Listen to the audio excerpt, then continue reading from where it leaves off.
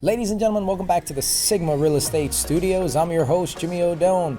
So you found your dream home and you want to do everything possible to ensure that you get it, right? So in this video, we'll be talking about the 5 mistakes to avoid when submitting your offer. And before we jump into number 5, hit that like button and let's go.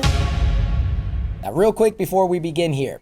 In Westchester County and the surrounding areas, it still is a seller's market, and so each one of these mistakes can cost you that much more than it normally would. Now, aside from your real estate agent assisting you with this process, there is one other crucial player, so stick around till number 1 to see who the man of mystery is. Kicking us off at number 5 is the purchase price.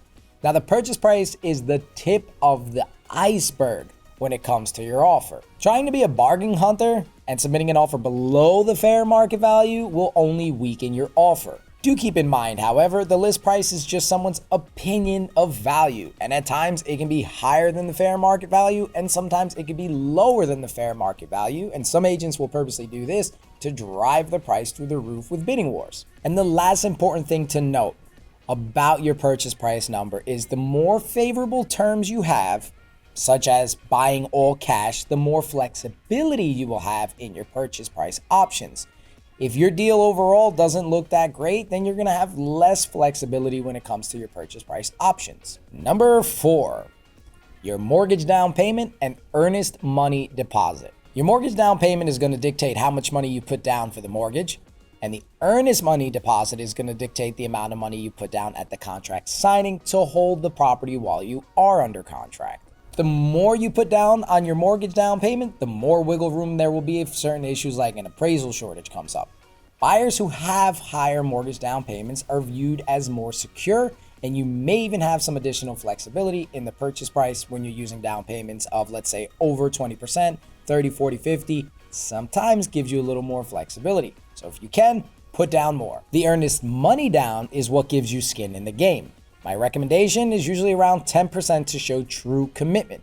If your mortgage, however, is only a 3.5% down, then you might only be able to do 3.5% down on the earnest money deposit, which is still okay, but do keep in mind, the lower your down payment, the more enticing your purchase price number is going to be. You have to do something to make your offer pop off the paper. So if you're going low down, you might have to have a higher number, or you might have to waive some contingencies or do some other things. Either way, putting the lowest amount down as possible is a mistake in this market. Number 3, closing date. Having an inflexible closing date will really hinder your offer being able to be accepted unless you find a situation where the seller needs to move as quickly as you do or as slowly as you do.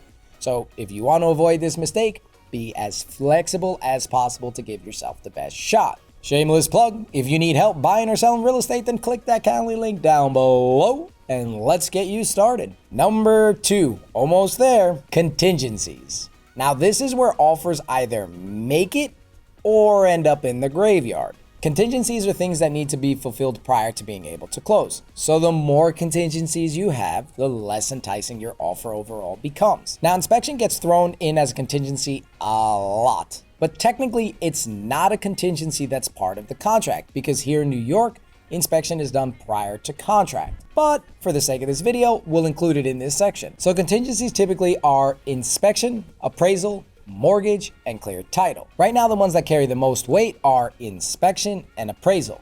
So being able to waive these items will once again put your offer in the spotlight, and it may even allow additional flexibility on the purchase price. If you're going to be contingent upon all of these things, then your offer and your purchase price will really have to stand out. So let's find out who the mystery man is. Zoinks!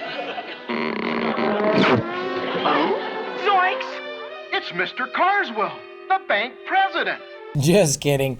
It's number 1, your wallet. Yes, your wallet. And like MasterCard says, what's in your wallet? How are you backing your offer with financing? Are you paying all cash? And you should include the proof of funds along with your offer. Are you obtaining a mortgage? Then you should include your approval letter along with your offer. Not doing this is a huge mistake. Simple enough, right? No, not exactly. You see, when getting a mortgage, not all lenders and approval letters are created equal. Some lenders state that they haven't verified income, assets, or credit. This basically means that this buyer may or may not get an approval when they do submit everything.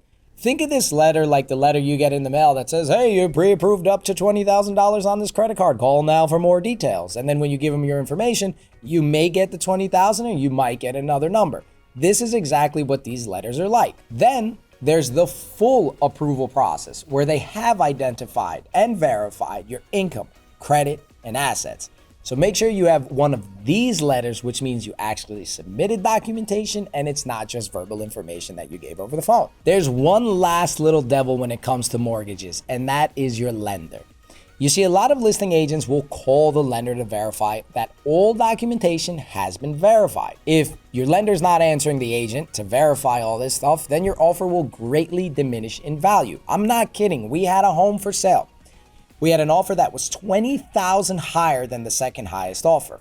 We tried for 3 days to contact the lender. We did by phone, by email, by text, and we even called the buyer's agent to let them know that the lender wasn't responding. And in order for this offer to get accepted, we had to get verification from the lender.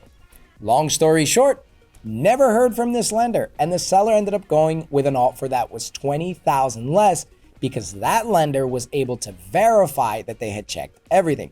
So if you're doing all this work to get to the potential finish line and actually get an offer accepted, and your loan officer's nowhere to be found to answer the phone, well, I'm sorry, that could really cost you the deal. And that's why I think the number one most important thing is your wallet, because you can do everything else right. And if one person doesn't answer their phone, you just screw everything up. So just make sure when you're picking your lender that there's somebody that's capable of reaching back out. I mean, come on, 24 hours would have been fine. 48 hours would have been fine. We tried 72 hours and still no call. I mean, by 72 hours, you should have some type of response back. This video goes to show you that your offer is a package of a bunch of different things. Now, we as agents, we have to use this full package to tell the best story as to why our buyer is the best buyer out there. And if I don't have the items I need to tell that story, it's not going to help the buyer. Ladies and gentlemen, as usual, I do wish you the best of luck out there. And if you do need a team of agents to help you out, then you can go ahead and click that Calendly link down below. And before you go, you know the drill.